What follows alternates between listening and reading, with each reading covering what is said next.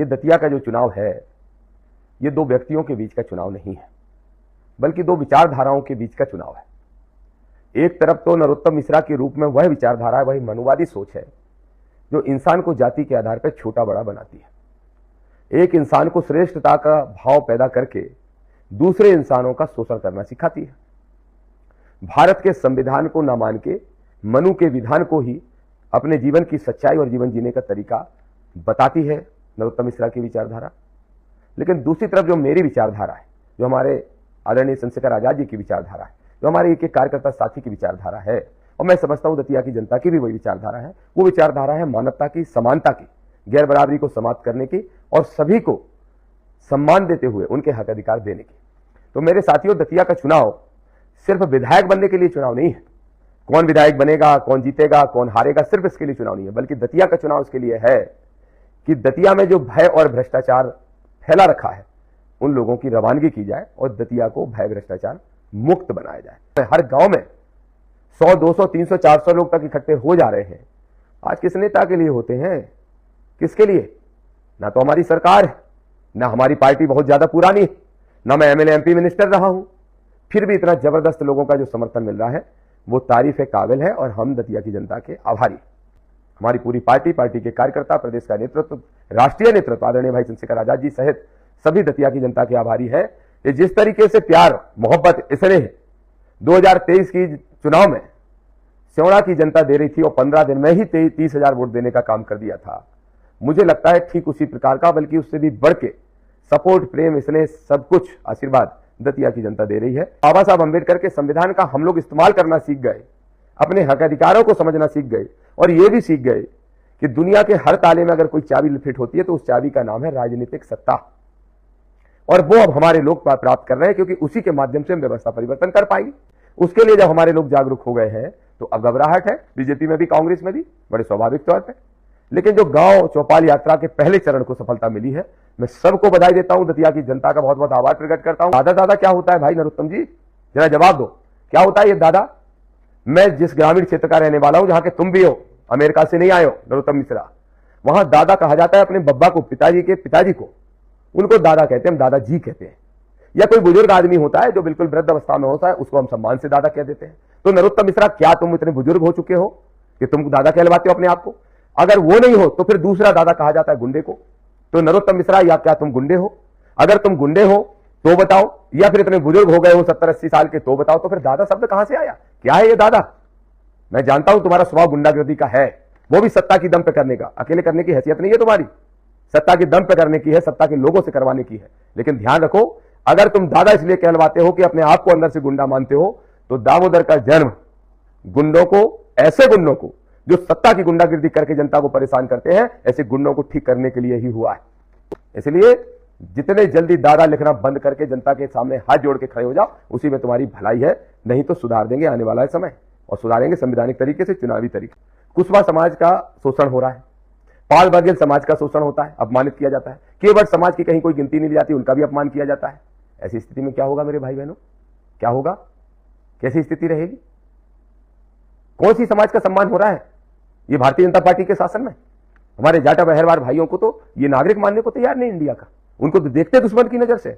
यादवों को टारगेट किया जाता है, लोधी, पाल, कुशवा, कुर्मी, सेन, साहू, केवट, मल्लाह, दांगी, रावत, किसको सम्मान दिया जाता है? किसी को भी सम्मान दिया जाता है? नहीं दिया जाता। हम सब मिलकर, चाहे किसान हो, चाहे मजदूर हो, चाहे बेरोजगार नौजवान हो, चाहे माता बहनें हो, चाहे छोटे व्यापारी हो, मैं तो कहता हूं बड़े व्यापारी भी इनके टारगेट पे रहते हैं, नहीं तो अपहरण क्यों होते, क्यों जमीनें दबाई जाती? तो इन सब पे अगर विराम लगाना है तो जो फसाद की जड़ है उस जड़ को उखाड़ना पड़ेगा, और फसाद की जड़ है नरोत्तम मिश्रा, पूर्व गृह मंत्री, इनको वापस भेजना पड़ेगा। ये उन्हीं आक्रांताओं की तरह है जैसे मुगल आए थे, जैसे अंग्रेज आए थे और देश को लूट के ले जाना चाहते थे और ले गए। ये भी दतिया को लूटने आए। दतिया की जनता से, दतिया की धरती से कोई लगाव, कोई मोहब्बत, किसी तरह का प्रेम इसमें नहीं है। इसलिए मेरे दतिया के साथियों, कोई भी इनको किसी कीमत पे किसी तरह का समर्थन ना देना। मेरे भाइयों, सोचो, धर्म को धंधा नहीं बनाया जा रहा तो क्या किया जा रहा है? भारतीय जनता पार्टी कब से नारा लगा रही है, मंदिर वहीं बनाएंगे, कसम राम की खाते हैं। जब मंदिर बनाने की बात आई तो 4 करोड़ की कीमत वाली जमीन को 24 करोड़ में खरीदा। क्या घपलाबाजी नहीं की? नहीं की क्या घपलाबाजी? चलो जितनी महंगी उसमें घपलाबाजी कर ली, फिर मंदिर बना लिया, फिर अब क्या हो रहा है? क्या पैसे की हेरी फेरी हो रही है? 7 करोड़ का घोटाला, अरे 700 करोड़ का घोटाला निकलेगा मेरे भाइयों।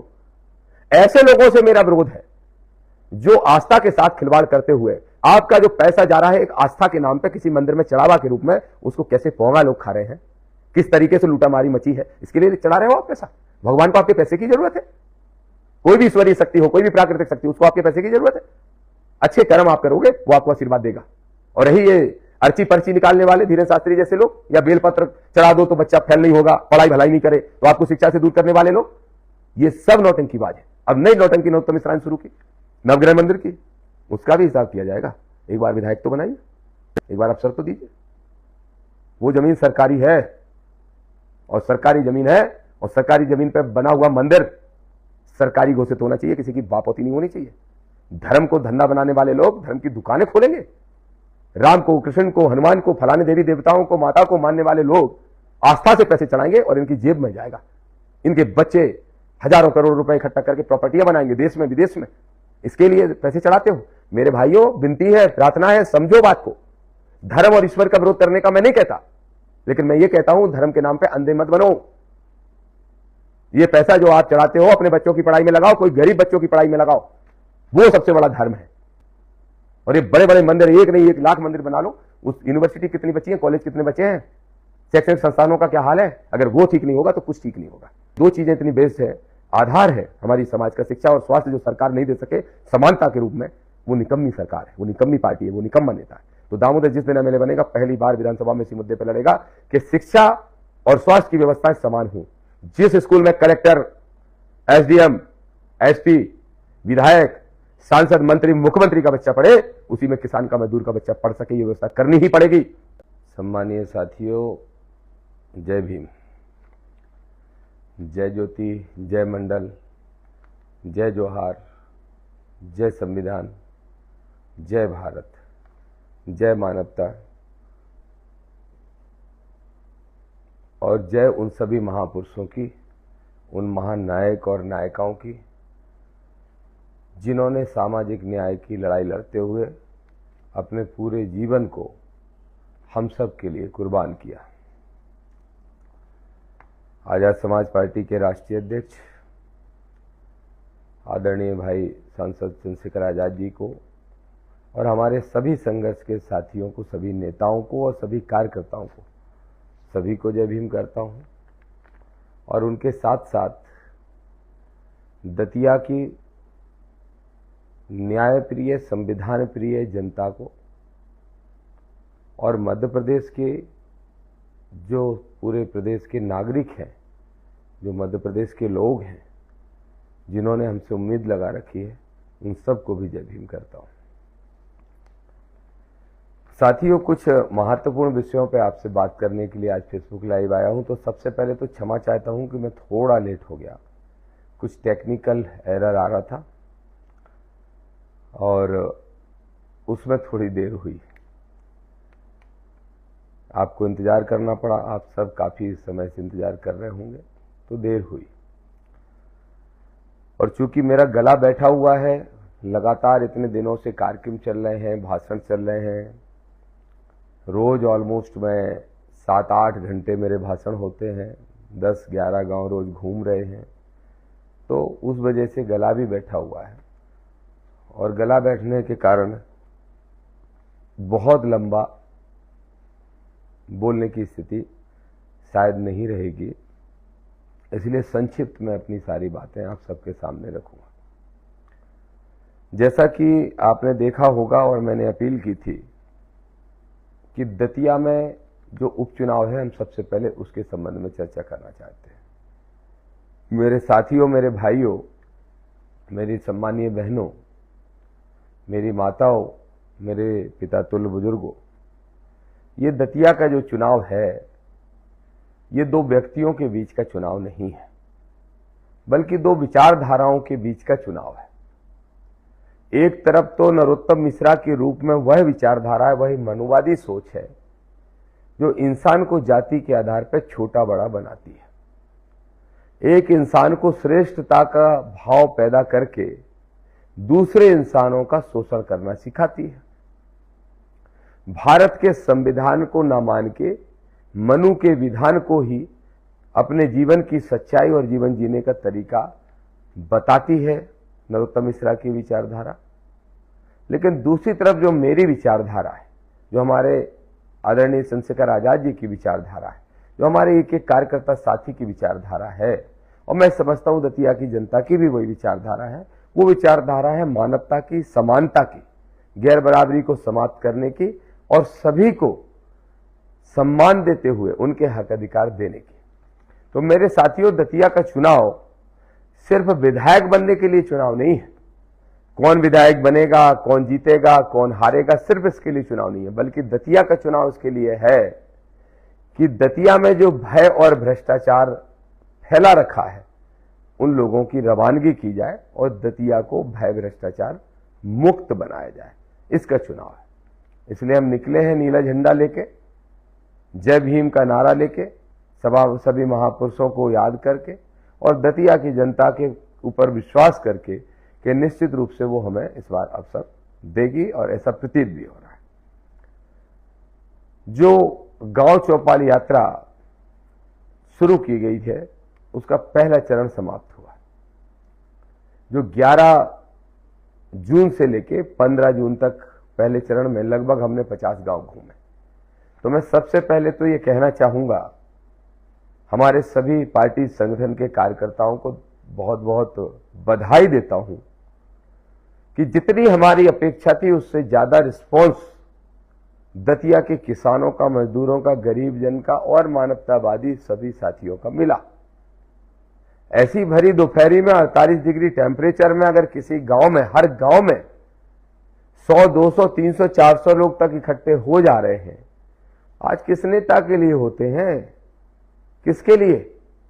ना तो हमारी सरकार है, ना हमारी पार्टी बहुत ज्यादा पुरानी है, ना मैं एमएलए एमपी मिनिस्टर रहा हूं, फिर भी इतना जबरदस्त लोगों का जो समर्थन मिल रहा है वो तारीफ काबिल है और हम दतिया की जनता के आभारी।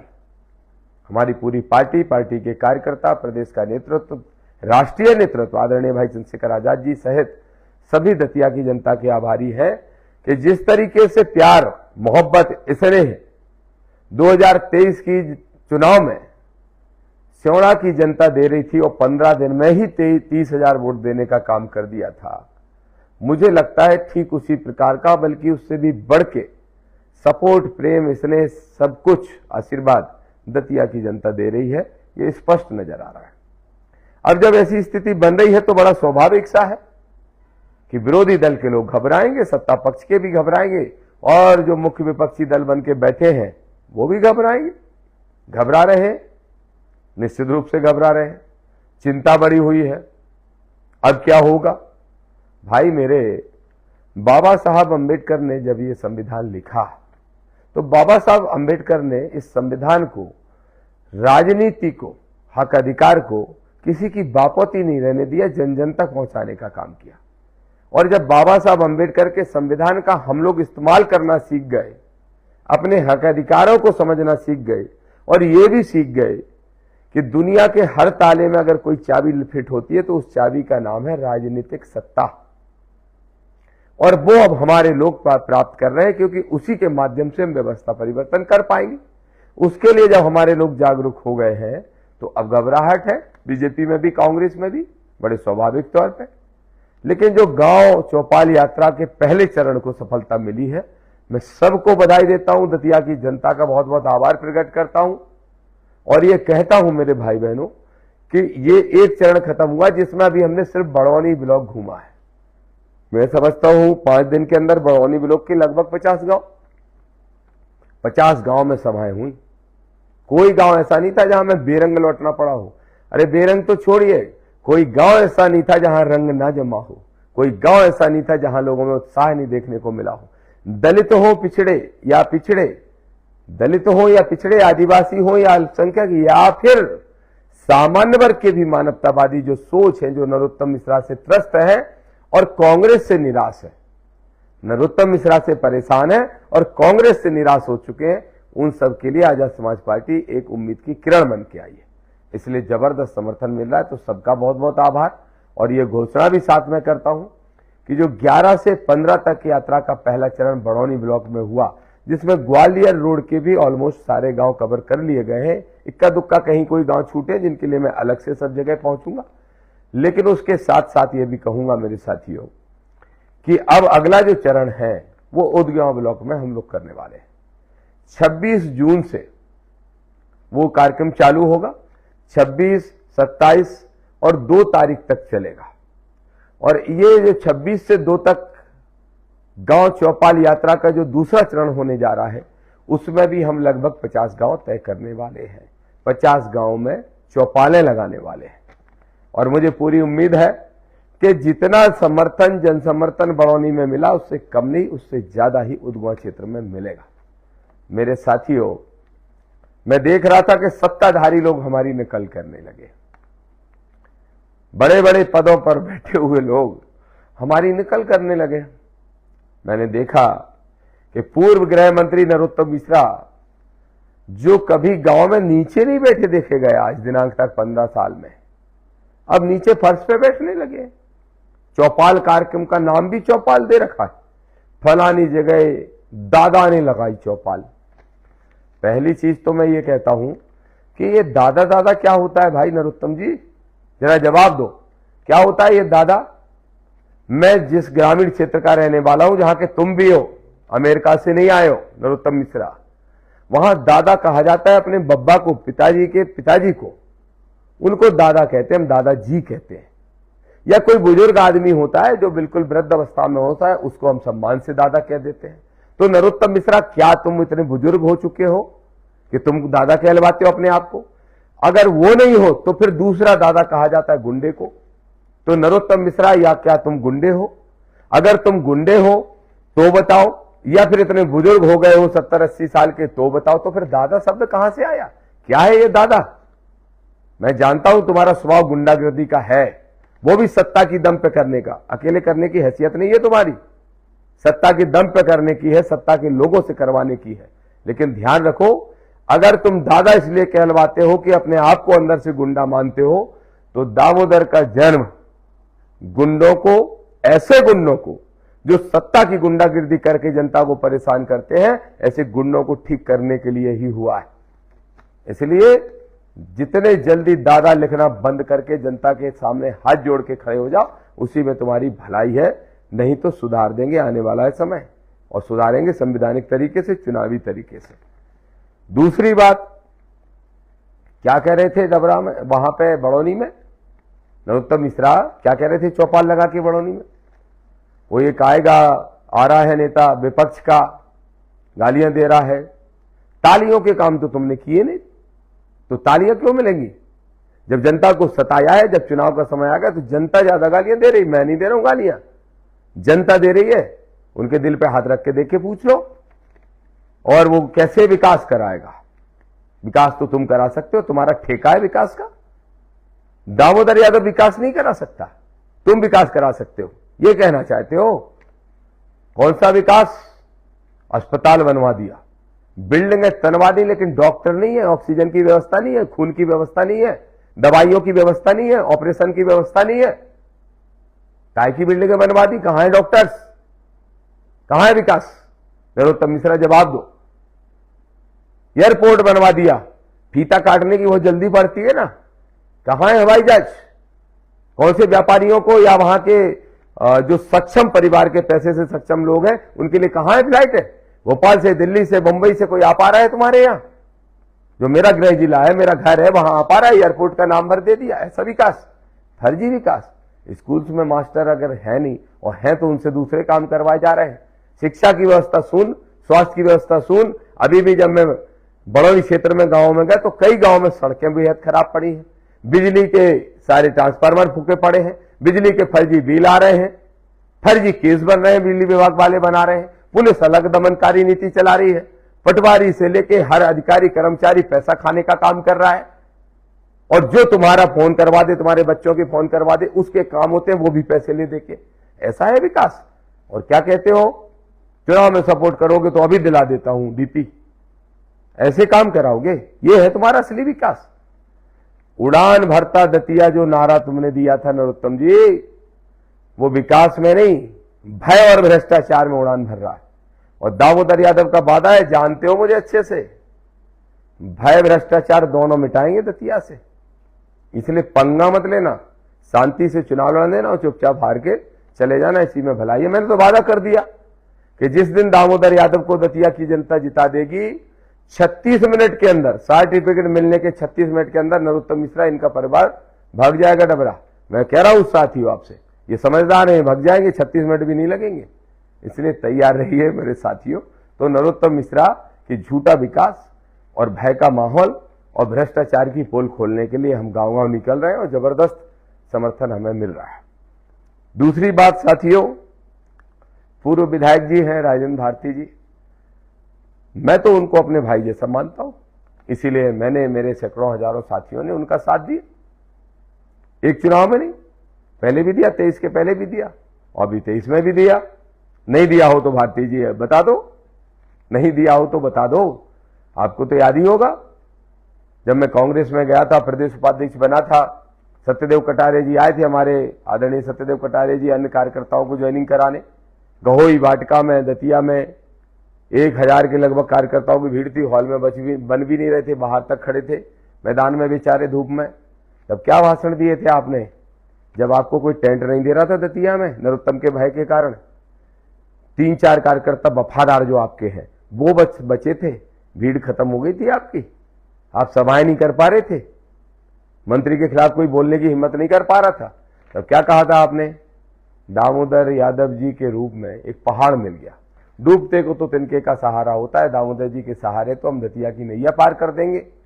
आपकी नैया तो पार हो गई, दतिया की नैया पार अभी नहीं हो पाई। भारती जी, आप और हम भाई हैं, हम दोनों भाईचारे में रहे, इसी में आपकी और हमारी दोनों की भलाई और दतिया की जनता की भी इसी में भलाई है।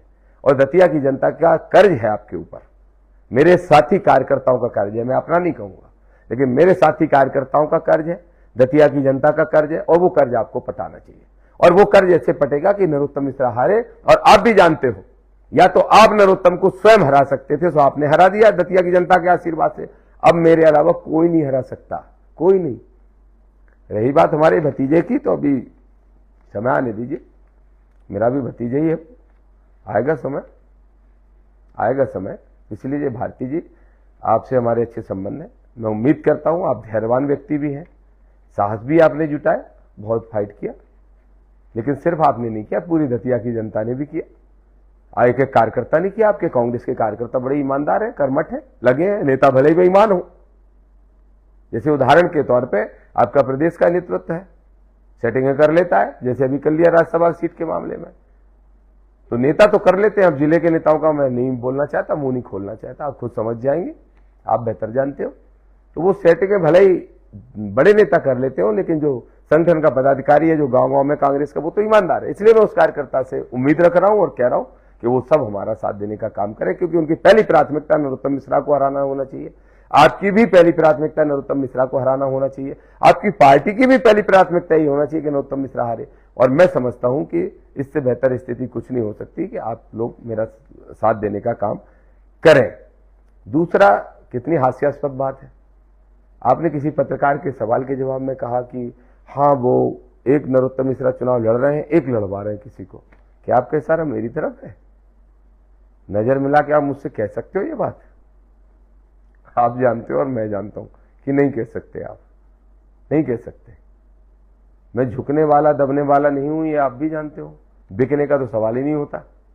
जो अपने घर की संपत्तियां बर्बाद करके राजनीति करता हो, जनसेवा करता हो, वो क्या बिकेगा? जो आज भी 100 लोगों का घर चलाता हो, अपने घर को फूंक के तमाशा देखता हो, अपने घर को फूंक के बर्बाद करके 100 लोगों का 100 तो चिन्हित है, और उन 100 से फिर कितने 100 चल रहे होंगे, इतने लोगों का परिवार चलाता हो बिना 5 पैसा कमाए। आज तक जीवन में 30 साल में राजनीति में 1 पैसा कमाया नहीं, राजनीतिक क्षेत्र से। खेती किसानी करने वाले लोग हैं, मजबूत लोग हैं, माँ बाप ने मजबूत बनाया है, तो आप जानते हो। ये मुझसे क्यों कहलवा रहे हो भारती जी? अच्छे से जानते हो, आपको मालूम है। तो आप किस पॉलिटिक्स के तहत ऐसा बोल गए? भाई हो, मेरे बड़े भाई हो, सम्मानीय हो, अब मत बोलना। मैं आपका सम्मान करता हूं और करते रहना चाहता हूं, और मेरी अपेक्षा भी है आपसे, और मेरा विश्वास भी है कि आप जैसे लोग दतिया को बचाने के लिए सही निर्णय लेंगे। जैसे उदाहरण के तौर पे 2 महीने पहले आपने पीसीसी में कई पत्रकारों से कहा मेरे सवाल पे कि दामोदर यादव जी और हम एक ही है, दामोदर यादव जी हमारी लाइन अलग नहीं हो सकती। अभी भी लाइन अलग नहीं है। आप भी नरोत्तम को हराना चाहते हो, अगर और मैं तो हराना ही चाहता हूं, तो उसी रास्ते पे चल रहा हूं। आप स्वयं अब चुनाव नहीं लड़ सकते, आप भी जानते हो। या तो चुनाव आप बोल रहे हो होगा नहीं, अगर 1% तो नहीं हो तो अलग बात है, लेकिन अगर होगा तो आप तो नहीं लड़ सकते, और ना 28 में आप लड़ सकते हो इस नाते। तो जब आप नहीं लड़ सकते, या तो चुनाव ही नहीं होगा जैसा आप बोल रहे हो, मैं उसकी संभावना नहीं मानता, मैं मानता हूं कि चुनाव होगा और होने जा ही रहा है, जो मेरी जानकारी है। नहीं तो नरोत्तम मिश्रा आपकी सदस्यता खत्म कराने के पीछे क्यों पड़े होते, फिर नरोत्तम मिश्रा गांव-गांव क्यों भटक रहे होते अगर चुनाव नहीं होना होता।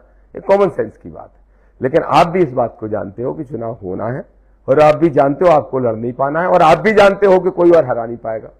तो मैं फिर कह रहा हूं, हमें भी चिंता है अपने भतीजे की, आप और हम मिलकर डिसाइड करेंगे और बेहतर ही डिसाइड करेंगे। हम लोग एक परिवार के, आपसे तो हमारे पैतृक संबंध रहे ना, मेरे ख्याल से 2 पीढ़ियों के संबंध तो हमारे हैं। तो मैं उम्मीद करता हूं कि आप उन संबंधों को बरकरार रखेंगे। और जिस तरीके से अभी आपने, मुझे तो यही पता नहीं था कैसे आप बातें छुपा लेते हो।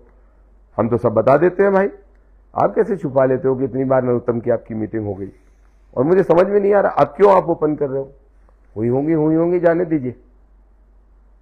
पर आपको बता दूं, मेरी नरोत्तम की हलो भी नहीं होती, न सीधे न आया बाया, कहीं नहीं होती। क्योंकि मेरा नेचर आप बेहतर जानते हो, दतिया की जनता जानती है, मेरे संघर्ष के एक कार्यकर्ता साथी जानते हैं कि दामोदर की दोस्ती और दुश्मनी दोनों दिखते हैं, और डट के दिखते हैं। जब दोस्ती करता हूं तो जान लगा देता हूं, और जब दुश्मनी करता हूं तो सुधार भी देता हूं। सुधारूंगा आपके दुश्मन को, आप हमारे भाइयों, सुधारूंगा दतिया की जनता के दुश्मन को। दतिया की जनता हमारी आशीर्वाद दाता है, आप साथ देने का काम करें। और आप खुद समझ रहे हैं कि जो स्थितियां हैं, चुनाव बहुत जल्दी एक तरफा स्थिति में आएगा, और हम बड़े अंतर से आप और हम सब मिलकर नरोत्तम मिश्रा को हराने का काम करेंगे। दूसरा एक और विषय पे बोलूंगा, आज बहुत लंबी बातचीत में नहीं करना चाहता। क्या राजनीति दतिया में हो रही है? भय की राजनीति, अपहरण की राजनीति तो थी, बड़े बड़े लोगों के अपहरण हुए। मैंने दतिया किला चौक की सभा में भी कहा, जमीनों पे कब्जा करने की राजनीति, ये राजनीति है। मर्डरों की राजनीति, कल ही एक मर्डर हो गया फिर से कुशवाहा भाई का। कितने मर्डर होंगे? कौन करा रहा है? कौन संरक्षण दे रहा है? किस वजह से इनके इतने हौसले बढ़े हैं अपराधियों के? पहले राजू कुशवाहा, फिर रमानो भाई, फिर उसके बाद फिर 2-3 कुशवाहा, फिर कल्लू कुशवाहा, फिर कल एक नौजवान कुशवाहा। कितने कुशवाहों के मर्डर होंगे भाई? और कौन उठाएगा इनकी आवाज? उठाऊंगा दामोदर यादव, डंके की चोट पर ना सिर्फ आवाज उठाऊंगा, जिस दिन ताकत मिल गई संवैधानिक जांचें भी कराऊंगा और जेल भी भिजवाऊंगा जिनने मर्डर करवाने में भूमिका निभाई है। जो इन गुंडों को संरक्षण देते हैं उनका भी इंतजाम करेंगे, कानूनी रूप से इन पे भी FIR दर्ज होंगी। मेरे कुशवाहा समाज के भाइयों, सम्राट अशोक के वंशज हो, महात्मा फुले, माता सावित्रीबाई फुले के वंशज हो, श्रद्धेय सुखलाल कुशवाहा जी के वंशज हो, पिछड़े वर्ग के हमारे भाई हो, हमारे साथी हो, किसी कीमत पर डरना नहीं है, दबना नहीं है। ये जो ये मर्डर हो रहा है, इन मर्डर की राजनीति का मुंह तोड़ जवाब देना है। आप जानते हो कि मैं और आप मिलकर दे सकते हैं, कोई और नहीं दे सकता। आप जानते हो कोई और नहीं दे सकता। इसलिए मेरे कुशवाहा समाज के भाइयों, इस बात को समझो। इसके साथ साथ मैं एक बात और मेरे भाइयों कहूंगा, आप भी ये बात समझिए। कुशवाहा समाज का शोषण हो रहा है, पाल बघेल समाज का शोषण होता है, अपमानित किया जाता है, केवट समाज की कहीं कोई गिनती नहीं ली जाती, उनका भी अपमान किया जाता है। ऐसी स्थिति में क्या होगा मेरे भाई बहनों? क्या होगा? कैसी स्थिति रहेगी? कौन सी समाज का सम्मान हो रहा है? ये भारतीय जनता पार्टी के शासन में हमारे जाटा बहरवार भाइयों को तो ये नागरिक मानने को तैयार नहीं इंडिया का।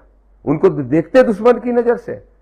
यादवों को टारगेट किया जाता है, लोधी, पाल, कुशवाहा, कुर्मी, सेन, साहू, केवट, मल्लाह, दांगी, रावत, किसको सम्मान दिया जाता है? किसी को भी सम्मान दिया जाता है? नहीं दिया जाता। हम सब मिलके, चाहे किसान हो, चाहे मजदूर हो, चाहे बेरोजगार नौजवान हो, चाहे माता बहनें हो, चाहे छोटे व्यापारी हो, मैं तो कहता हूं बड़े व्यापारी भी इनके टारगेट पे रहते हैं। नहीं तो अपहरण क्यों होते? क्यों जमीनें दबाई जाती? वो स्टेशन के पास की जमीन का किस्सा मुझे मालूम है, एक साथी ने बताया, कब्जा करा ली जाती है। और जो नहीं मानता है सौदेबाजी में, तो सहमत नहीं होता, उसके घर पुलिस भेज दी जाती घर पे। कहीं 50 जवान, कहीं 100 जवान, ऐसे एक नहीं 1000 किस्से हैं। तो इन सब पे अगर विराम लगाना है तो जो फसाद की जड़ है उस जड़ को उखाड़ना पड़ेगा, और फसाद की जड़ है नरोत्तम मिश्रा, पूर्व गृह मंत्री, इनको वापस भेजना पड़ेगा। ये उन्हीं आक्रांताओं की तरह है जैसे मुगल आए थे, जैसे अंग्रेज आए थे और देश को लूट के ले जाना चाहते थे और ले गए। ये भी दतिया को लूटने आए। दतिया की जनता से, दतिया की धरती से कोई लगाव, कोई मोहब्बत, किसी तरह का प्रेम इसने नहीं है। इसलिए मेरे दतिया के साथियों, कोई भी इनको किसी कीमत पे किसी तरह का समर्थन ना देना। रही बात सामान्य वर्ग के भाइयों की, उनसे भी कहना चाहता हूं, किसका सम्मान है? कौन अपमान नहीं करते ठाकुर समाज के लोगों का? कौन नहीं करता? कहां है काश्त भाई, कहां है? पहले हर जगह बड़े ऑफिसों में बाबू बन के, हेड क्लर्क बन के बड़े पदों पर भी बैठते थे। अब कहां है? कहां गिनती में? किसी एक चमचे को अगर कुछ दे देंगे उससे पूरी समाज खुश हो जाएगी? वो तो चमचों को रेवड़ी बांटी जाती है, नरोत्तम बांटते रहते हैं। कहां है? वैसे समाज का हाल क्या है? सिंधी समाज का हाल क्या है? क्या हाल है सिंधी समाज का हाल? वैश्य समाज का हाल क्या है? मैं बोलना नहीं चाहता। कल भारती जी कह रहे थे, मैं सहमत हूं उनकी बात से, एकल भोजन और एकल विश्राम पे मैं अभी नहीं आ रहा हूं। नरोत्तम मिश्रा, एकल भोजन एकल विश्राम पे अभी नहीं आ रहा हूं। आपने तो अपनी समाज के लोगों को तक टारगेट किया है। झूठा ब्राह्मणवाद मत फैलाओ। जो तुम्हारा चमचा है वो ब्राह्मण तुम्हारा खास है, और जो ब्राह्मण मानवतावादी है वो तुम्हारा दुश्मन है। वास्तविकता तो यह है कि आप मानवता के दुश्मन हो, दतिया के दुश्मन हो। ये मेरी राय है, मैं समझता हूं पूरी दतिया की राय। तो मैं उम्मीद करता हूं कि सब मिलकर इन सब से लड़ेंगे और निश्चित रूप से इसको अंजाम तक पहुंचाने का काम आप और हम सब साथी करेंगे। जहां तक दतिया के चुनाव का मेरा अंदाजा है, चुनाव 2.5 महीने तो निकल चुके हैं, भारती जी की संस्था जाए हुई, और विदिन 6 मंथ विधायक बना के, चुनाव करा के, विधायक बना के शपथ दिलानी पड़ती है। तो अब ज्यादा 3.5 महीने बचे, तो चुनाव के पास और कोई रास्ता है ही नहीं। चाहे वो 2 महीने में करा दे, चाहे 3 महीने में करा दे, चाहे मैक्स टू मैक्स 3 महीने 10 दिन में करा दे। इसके अलावा तो कोई रास्ता नहीं है। इसके अलावा रास्ता सिर्फ यही है कि सुप्रीम कोर्ट आदेशित करे इलेक्शन कमीशन ऑफ इंडिया को भी प्रोसेस रोकने के लिए, और विधानसभा अध्यक्ष को कि राजेंद्र भारती जी की सजा माफ की जाती है या कम की जाती है और आप इनको वापस से इनकी संस्था बहाल करो। ऐसे ऑर्डर नहीं होते हैं, आप जानते हो। राहुल गांधी जी का जो एग्जाम्पल दिया जा रहा है वो अलग बात थी, ये अलग बात है, आप और हम सब जानते हैं। तो इसलिए चुनाव होना तय है। तो मेरे भाइयों, मेरे साथियों, दतिया के सभी भाई बंधुओं से, सभी माता बहनों से सबसे निवेदन है, तैयार हो जाइए। दतिया को बचाना है, अपने बच्चों का भविष्य बनाना है, हक अधिकार उनको दिलाना है। किसी भी कीमत पर दतिया को लुटने पिटने के लिए हम नहीं छोड़ सकते। अब मैं थोड़े अन्य विषयों पे आना चाहता हूं। मध्य प्रदेश के अंदर कांग्रेस में क्या फूटन मची है, क्या लड़ाई मची है। मुख्य विपक्षी दल हम जिसको कहते हैं, मुझे तो अब शर्म आती है कि कभी मैं मध्य प्रदेश कांग्रेस का हिस्सा रहा, प्रदेश प्रतिनिधि रहा, और भी पदों पर रहा, पिछड़ा वर्ग का कांग्रेस का कार्यकारी प्रदेश अध्यक्ष रहा, और मेन बॉडी में सबसे यंग उपाध्यक्ष रहा, प्रदेश का उपाध्यक्ष मध्य प्रदेश कांग्रेस का। मेरे साथ 8-9 साल वहां बीते। बस मेरा अपराध कांग्रेस में यह था कि मैं हक अधिकार की बात संख्या के अनुपात में करता था, जो कि आदरणीय दिग्विजय सिंह जी जैसे लोगों को नहीं जमती थी। कमलनाथ तो मान भी जाते थे, पर ये नहीं मान पाते थे। लेकिन उस कांग्रेस की आज मैं हालत देख रहा हूं तो मुझे आश्चर्य हो रहा है, और मैं बड़ा खुश हूं कि मैंने सही समय पर ऐसी पार्टी को त्याग दिया जो ऐसे लोगों को नेतृत्व देते हैं। कितनी शर्म की बात है। और क्यों नीचे के कांग्रेस के कार्यकर्ताओं की मेहनत को बेकार करने में लगे हो, और मुख्य विपक्षी दल का टैग हटा दो। सबसे पहले तो पीसीसी चीफ मीडिया के सामने कहते हैं, मीडिया को बाइट कौन देगा? उमंग तू दे दे। नेता प्रतिपक्ष को पीसीसी चीफ बोलता है तू दे दे, और उस सामने वाले को अपमानित महसूस होता है तो उमंग सिंगार भी जवाब में, मैं क्यों दूं, तू दे दे बाइट। ये तू तड़ाक की भाषा मुख्य विपक्षी दल के प्रदेश अध्यक्ष और नेता प्रतिपक्ष के बीच में, वो भी मीडिया के सामने। शर्म नहीं आती? कैसा नेतृत्व है। मुझे शर्म आ रही है कि मैं इस कांग्रेस में था, ऐसे लोगों के साथ था। इतना ही नहीं, अगर राज्यसभा की एक सीट है तो आदरणीय राहुल गांधी जी हमेशा दिखाते रहे संविधान संविधान संविधान, जिसकी जितनी संख्या बारी उसको उतनी हिस्सेदारी देंगे। एससी के लोगों को मांगते ही रह गए बेचारे, पर किसी एससी के भाई को राज्यसभा नहीं दी। मैंने कहा था आदरणीय बरैया जी के लिए भी मैसेज भेजा था, प्रदीप अहरबार सहित बहुत सारे ऐसे साथियों से कहा था कि नहीं मिलेगा, ये बेईमान नहीं देंगे। हम समझ गए, तुम नहीं समझ पा रहे हो, तुम टाइम लगा रहे हो भाई, लेकिन नहीं दिया। देखा आपने क्या स्थिति बनी। मीनाक्षी नटराजन को लाए, चलो एक महिला है, उस नाते मैं उनका सम्मान करता हूं महिला होने के नाते, लेकिन मीनाक्षी नटराजन को हराया किसने? इन्हीं सब ने मिलकर हरा दिया मेरे भाई बहनों, क्योंकि मीनाक्षी नटराजन ईमानदार थी, राहुल गांधी सीधे जुड़ी थी, तो इन्हीं ने मिलकर हरा दिया। फिर कैसी लड़ाई हो रही, क्या हो रहा है प्रेस कॉन्फ्रेंस में सामने? अगर दिग्विजय सिंह जैसा सीनियर नेता बगल की कुर्सी पर बैठ गया तो जीतू पटवारी कह रहे उधर शिफ्ट हो जाओ, इस कुर्सी पर मत बैठो, मीडिया के सामने। प्रदेश के प्रभारी हरीश चौधरी और दिग्विजय सिंह के बीच तू मैं साफ दिखाई दे रही, तनाव साफ दिखाई दे रहा है। यह कांग्रेस की स्थिति है, ये कांग्रेस लड़ेगी नरोत्तम मिश्रा जैसे लोगों से? मैं तो समझता हूं राजेंद्र भारती जी को भी ऐसे लोगों के साथ नहीं रहना चाहिए, उनका भविष्य भी वहां नहीं है, नहीं रहना चाहिए। हर संघर्षशील कार्यकर्ता को नहीं रहना चाहिए ऐसे प्लेटफॉर्म पे। ये प्लेटफॉर्म राहुल गांधी की मेहनत को भी डुबाने वाले हैं लोग। राहुल गांधी एक तरफ मेहनत कर करके परेशान हो जाए देश में, लेकिन उनको भी डुबाने वाले हैं। तो मेरे भाइयों, मैं तो कहूंगा आइए, आजाद समाज पार्टी के दरवाजे खुले हैं। संविधानवादी सोच के तहत, मानवतावादी सोच के तहत, बिना किसी पूर्वाग्रह से ये विश्वास मैं दिलाता हूं कि आप इन सब चीजों के साथ आएंगे तो पूरा हक, अधिकार, सम्मान आदरणीय चंद्रशेखर आजाद जी के नेतृत्व में पूरा मिलेगा, उसमें कोई कोर कसर नहीं रहेगी मेरे भाइयों, ये मैं आपसे कहता हूं। तो दतिया के चुनाव के लिए तैयारी कर लें। प्रदेश के अंदर नई व्यवस्था को लाना है, व्यवस्था को परिवर्तन करना है तो नई सत्ता लानी पड़ेगी। कांग्रेस की सत्ता से काम नहीं चल सकता, और कांग्रेस सत्ता ला भी नहीं सकती, आप और हम सब जानते हैं। तो इसलिए हमें पूरी ताकत से लड़ना पड़ेगा और मध्य प्रदेश में भी सरकार बनाने का काम करना पड़ेगा। अब एक आखिरी विषय मेरे साथियों है, मैं जब भी धीरेन्द्र शास्त्री के खिलाफ बोलता था, प्रदीप मिश्रा के खिलाफ बोलता था, तो मुझे घोषित कर दिया जाता था कि ये तो धर्म विरोधी है, धर्म विरोधी, धर्म विरोधी है। मैं कहता था मैं कभी किसी धर्म का विरोधी ना मैं हूं, ना चंद्रशेखर आजाद जी है, ना मेरे कोई कार्यकर्ता नेता साथी है, ना मेरी पार्टी है। हम धर्म को धंधा बनाने वालों के खिलाफ हैं। ये मेरे भाइयों सोचो, धर्म को धंधा नहीं बनाया जा रहा तो क्या किया जा रहा है? भारतीय जनता पार्टी कब से नारा लगा रही है मंदिर वहीं बनाएंगे, कसम राम की खाते हैं। जब मंदिर बनाने की बात आई तो 4 करोड़ की कीमत वाली जमीन को 24 करोड़ में खरीदा। क्या घपलाबाजी नहीं की? नहीं की क्या घपलाबाजी? चलो जितनी महंगी उसमें घपलाबाजी कर ली, फिर मंदिर बना लिया, फिर अब क्या हो रहा है? क्या पैसे की हेरी फेरी हो रही है? 7 करोड़ का घोटाला, अरे 700 करोड़ का घोटाला निकलेगा मेरे भाइयों। ऐसे लोगों से मेरा विरोध है जो आस्था के साथ खिलवाड़ करते हुए आपका जो पैसा जा रहा है एक आस्था के नाम पे किसी मंदिर में चढ़ावा के रूप में, उसको कैसे पौंगा लोग खा रहे हैं, किस तरीके से लूटामारी मची है, इसके लिए चढ़ा रहे हो आप पैसा? भगवान को आपके पैसे की जरूरत है? कोई भी ईश्वरीय शक्ति हो, कोई भी प्राकृतिक शक्ति, उसको आपके पैसे की जरूरत है?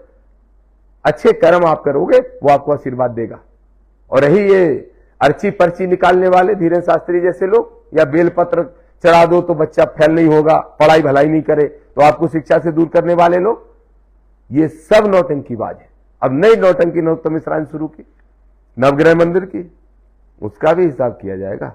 एक बार विधायक तो बनाइए, एक बार अवसर तो दीजिए। वो जमीन सरकारी है और सरकारी जमीन है, और सरकारी जमीन पर बना हुआ मंदिर सरकारी घोषित होना चाहिए, किसी की बापौती नहीं होनी चाहिए। धर्म को धंधा बनाने वाले लोग धर्म की दुकानें खोलेंगे, राम को, कृष्ण को, हनुमान को, फलाने देवी देवताओं को, माता को मानने वाले लोग आस्था से पैसे चढ़ाएंगे और इनकी जेब में जाएगा। इनके बच्चे हजारों करोड़ रुपए इकट्ठा करके प्रॉपर्टियां बनाएंगे देश में विदेश में, इसके लिए पैसे चढ़ाते हो। मेरे भाइयों, विनती है, प्रार्थना है, समझो बात को। धर्म और ईश्वर का विरोध करने का मैं नहीं कहता, लेकिन मैं ये कहता हूं धर्म के नाम पे अंधे मत बनो। ये पैसा जो आप चढ़ाते हो अपने बच्चों की पढ़ाई में लगाओ, कोई गरीब बच्चों की पढ़ाई में लगाओ, वो सबसे बड़ा धर्म है। और ये बड़े बड़े मंदिर, एक नहीं 1 लाख मंदिर बना लो। उस यूनिवर्सिटी कितनी बची है, कॉलेज कितने बचे हैं, शैक्षणिक संस्थानों का क्या हाल है? अगर वो ठीक नहीं होगा तो कुछ ठीक नहीं होगा। जो दामोदर का सपना है, जिस दिन दामोदर यादव को एमएलए बनने का मौका मिलेगा, विधानसभा में सबसे पहला सवाल यही होगा, धर्म को धंधा बनाने वाले लोगों पर लगाम लगाने के लिए जितने भी ट्रस्ट है सब सरकारी घोषित किए जाए, चाहे नरोत्तम मिश्रा का हो, चाहे धीरेन्द्र शास्त्री का हो, चाहे प्रदीप मिश्रा का हो, कुछ और भी है जैसे गुर्जर समाज के लोगों ने स्थापना की थी ददरौगा और कई जगह है। इन सारे ट्रस्टों का ट्रस्टी वहां का उजारी पुजारी कोई नहीं रहेगा, सरकार रहना चाहिए। चढ़ावे का पैसा सरकार के कोष में जाए और सरकार वो पैसा खर्च करे जनता के हित में। ये होना जरूरी है मेरे साथियों, ये हमें और आपको मिलकर करना है। दामोदर यादव आजाद समाज पार्टी के नेता के रूप में, एक संविधानवादी कार्यकर्ता के रूप में, आपके सबके साथी और शुभचिंतक के रूप में आपसे वादा करता है, जिस दिन एमएलए बनूंगा ताकत से इस बात पर लड़ाई लड़ूंगा। इतना ही नहीं, एक और विषय, एक बात बताइए, क्या किसी स्कूल की फीस 50 लाख रुपए साल हो सकती है? हाँ, हो सकती है। पता कर लीजिए, सारे मंत्री संतरी विधायक कलेक्टर एसपी इनके बच्चे कहां पढ़ रहे हैं? 25 लाख रुपए साल की फीस, 20 लाख रुपए साल की फीस, 50 लाख रुपए साल की फीस। किसान मजदूर के बच्चे वहां कैसे पढ़ेंगे? और जब नहीं पढ़ेंगे तो सुख सुविधाएं वैसी कैसे मिलेंगी? नहीं मिलेंगे तो उनके बच्चे जब फर्राटेदार अंग्रेजी बोलने लगेंगे तब आपके हमारे बच्चे ABCD भी नहीं सीख पाएंगे। तो फिर हमारा मजदूर का बच्चा मजदूर रह जाएगा या चपरासी बन जाएगा। किसान का बच्चा ज्यादा से ज्यादा टीचर और पटवारी बन जाएगा, और कलेक्टर का बच्चा कलेक्टर, और विधायक सांसद का बच्चा क्या बनेगा? बड़ा आदमी बनेगा, बड़े अधिकारी बनेगा। हमारे बच्चे क्या बनेंगे? इसलिए एक विषय ये होगी शिक्षा से संबंधित। दूसरा, अगर हमारे बच्चे बीमार होंगे तो कौन से अस्पताल में भर्ती होंगे? सरकारी में, जिसमें नरोत्तम मिश्रा ने बिल्डिंगें बना दी लेकिन कोई स्वास्थ्य की सुविधाएं ठीक से नहीं है। और जब किसी बड़े आदमी के बच्चे बीमार होंगे तो कहाँ जाएंगे? मैं खुद बीमार होता हूँ, प्राइवेट में जाता हूँ, नहीं जाता सरकारी में, क्योंकि सरकारी की स्थिति है ही नहीं इलाज के लायक। लेकिन गरीब को तो मजबूरी में वहीं जाना पड़ता है, किसान को, मजदूर को वहीं जाना पड़ता है। तो फिर कहाँ जाना पड़ता है और क्या हालत होती है, कैसा उपचार मिलता है? तो शिक्षा, स्वास्थ्य, ये दो चीजें इतनी बेस्ड है, आधार है हमारी समाज का। शिक्षा और स्वास्थ्य जो सरकार नहीं दे सके समानता के रूप में, वो निकम्मी सरकार है, वो निकम्मी पार्टी है, वो निकम्मा नेता है। तो दामोदर जिस दिन एमएलए बनेगा पहली बार विधानसभा में इसी मुद्दे पर लड़ेगा कि शिक्षा और स्वास्थ्य की व्यवस्थाएं समान हो। जिस स्कूल में कलेक्टर, एसडीएम, एसपी, विधायक, सांसद, मंत्री, मुख्यमंत्री का बच्चा पढ़े, उसी में किसान का, मजदूर का बच्चा पढ़ सके, ये व्यवस्था करनी ही पड़ेगी, करनी ही पड़ेगी। जिस अस्पताल में इन बड़े लोगों का बच्चा भर्ती हो, उसी में गरीब का, मजदूर का, किसान का बच्चा भी भर्ती हो और पूरे उपचार की व्यवस्थाएं हो। तो शिक्षा, स्वास्थ्य और तीसरा रोजगार और किसान के साथ हो रहे अन्याय, इन सब चीजों के खिलाफ मैं लड़ूंगा। अभी तक मैं सड़कों पर लड़ता आया हूं, सदन में नहीं पहुंचा तो ऐसा तो है नहीं कि मैंने लड़ाई नहीं लड़ी। इतने सारे केस क्यों मेरे ऊपर लगे, एक एक करके सब निपटे। और केस काहे के होते हैं? चक्का जाम के, किसानों को न्याय दिलाने के। तो ये सड़क पर लड़ने का अंजाम है। बता दो, नरोत्तम मिश्रा बता दें या दतिया के कोई भी नेता बता दें कितनी बार जेल गए। नहर में पानी नहीं आता तो दामोदर यादव जेल जाता है, किसानों को खाद नहीं मिलता, पानी, बिजली नहीं मिलती तो दामोदर यादव आंदोलन करके जेल जाता है। जब ओलावृष्टि हो जाती है और फसल बर्बाद होती है तो दामोदर यादव, उसका भाई केशव, उसका कोई भी साथी, वो आंदोलन करके जेल जाता है या चक्का जाम करके बैठ जाता है। ये सब केस रखते हैं, लेकिन वो केस हमारे लिए एक तरह से इनाम है। ये प्रमाण है इस बात का कि हम जनता की लड़ाई पूरी ताकत से लड़ते हैं। आजाद समाज पार्टी का एक एक कार्यकर्ता पूरी ताकत से लड़ रहा है, न्याय दिलाएगा। जैसे नगीना के अंदर आदरणीय चंद्रशेखर आजाद जी जीते थे, अभी ये भ्रम फैलाएंगे। पहली चीज तो मैं स्पष्ट कर दूं, कुछ दुष्प्रचार करेंगे, दामोदर यादव प्रायोजित कैंडिडेट। किसी की औकात है दामोदर यादव को प्रायोजित करने की? किसी की औकात है? इतना सा है नरोत्तम मिश्रा, इनकी औकात? जरा सोच समझ के बोला करो, जो भी आरोप लगाते हो नेताओं। अगर तुम्हारी असलियत हमने खोल दी तो तुम भागते फिरोगे। तुम तो हम पे झूठे आरोप लगा रहे हो और ये दतिया की जनता अच्छे से जानती है। और रहे वोट के समीकरण की बात, तो पूरी मेहनत करके जितने वोट 3 महीने में नहीं जुटा पाओगे, उससे ऊपर की गिनती तो मेरी ऑलरेडी शुरू हो चुकी है। ऑलरेडी हम 60-70 हजार वोट की लड़ाई नहीं लड़ रहे हैं, 1.25 लाख वोट की लड़ाई लड़ रहे हैं। इतिहास कायम होगा, 1.25 लाख वोट आएंगे। जैसे इन्हीं बीजेपी की सरकार में इनके एक गृह मंत्री हुआ करते थे हिम्मत कोठारी, कांग्रेस नहीं लड़ पाई, एक निर्दलीय खड़ा हुआ सकलेचा के रूप में और 35,000 वोट से रतलाम में गृह मंत्री को हराने का काम किया था। इसी जनता ने अभी राजेंद्र भारती जी को जिता के इन गृह मंत्री को हराने का काम किया था। ये भले ही आज गृह मंत्री नहीं हो, लेकिन गृह मंत्री बन गए तो क्या करेंगे ये जनता को मालूम है। इसलिए पूरी जनता इनको फिर से हराने के लिए पूरी ताकत से लड़ेगी और 1.25 लाख वोट से ऊपर हम पहुंचने का काम करेंगे, ऐसा मेरा अनुमान है। जिस तरीके का आशीर्वाद समर्थन दतिया के लोगों से मिल रहा है, तो मेरे भाइयों, इन सारे विषयों को लेकर मैं आया था। मैं कहता हूं कि अयोध्या के मंदिर के अंदर जो भी लूट हुई है या जो धर्म को धंधा बनाने वाले लोग हैं, उनके खिलाफ सरकार कार्रवाई नहीं करेगी, लेकिन जब हम पावर में आएंगे हम जरूर आस्था से खिलवाड़ करने वाले लोगों के खिलाफ कार्रवाई करेंगे और भय और भ्रष्टाचार फैलाने वाले लोगों के खिलाफ कार्रवाई करेंगे। दतिया के युवा जो बेरोजगार घूम रहे हैं, डिग्रियां लेके ठेला लगा रहे हैं, चाट बेच रहे हैं बेचारे, 2-2, 3-3 डिग्रियां लेके, ग्रेजुएट होके, लॉ करके, इंजीनियर बन के क्या कर रहे हैं, कोई रिक्शा चला रहे हैं। क्या हालत है, क्या हालत बना दी दतिया की पिछले 20 साल में। शर्म आना चाहिए नरोत्तम मिश्रा तुम्हें। सब मिलकर बदला लेंगे, दामोदर का वादा है। ये चुनाव तो सिर्फ 2 साल के लिए, उसके बाद फिर से चुनाव में जाना पड़ेगा, लेकिन अगर एमएलए बन गया, जो आपने बना दिया, तो 2 साल के अंदर ही मेरे नौजवान साथियों, दामोदर का वादा है, ज्यादा नहीं कहता, लेकिन कम से कम 10 से 15 हजार लोगों के रोजगार की ऐसी सम्मानजनक व्यवस्था कराने की जिम्मेदारी दामोदर की है। बस लग जाओ, आशीर्वाद, समर्थन, सपोर्ट सब देने का काम करो। फिर वादा है, सिंध नदी के पार छोड़ के आएंगे, कभी वापस लौट के नहीं आएंगे। सिंध नदी के पार जिनने भय फैला रखा है, उनको सिंध नदी के पार छोड़ के आएंगे।